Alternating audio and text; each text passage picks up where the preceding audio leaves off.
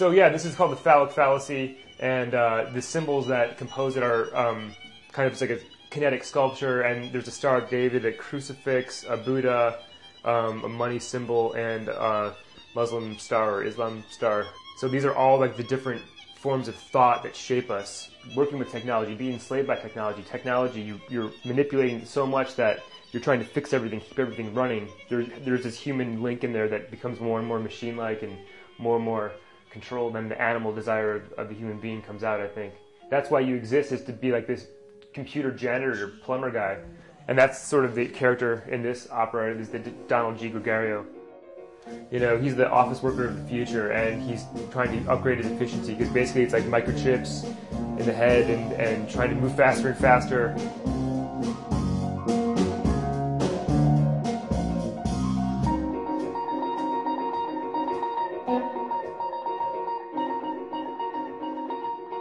Donald isn't really living, he's just living a bunch of memories, and all these different time scales kind of appear and reappear in terms of like a nonlinear plot. Well, here's a scene here of having to get upgrade surgery, implant surgery here, because you have to keep up and you have to get yourself better and be more efficient and just be more orderly and robotic, and just kind of eliminate your human elements and just be pretty much mechanical like a machine.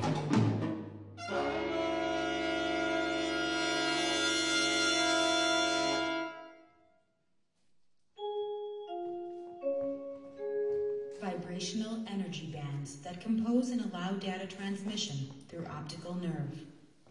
Mouse tracking received through retinal map, check. Tendon mapping to database received, check. Adrenal recyc.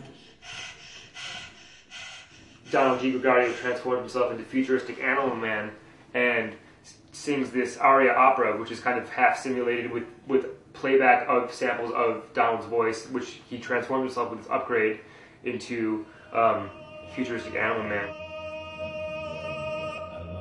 And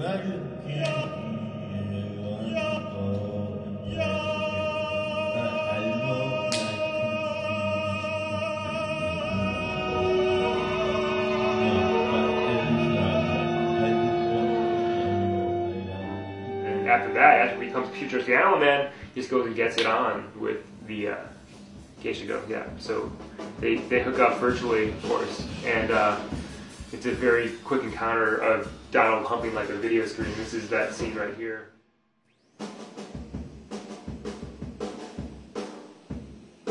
Because he almost can't tell the difference anymore between reality and this virtual reality that is kind of taken root in his head with his upgrade, his cyborg transformation of this chip in his head kind of made him go a little crazy. So the other characters, yeah, the corporate man obviously represents the corporation. He has a Kotex maxi pad up his rear there, and like a Playboy in front end, and he's, you know, has all these corporate logos around, and he's just kind of this one force that is controlled by this other force, which is this dark, unnatural force of Demon Man, which is kind of in the background that controls the corporation, that has these other like lackeys, these little androids running around doing these little labor, and over here the office workers, the musicians, you know.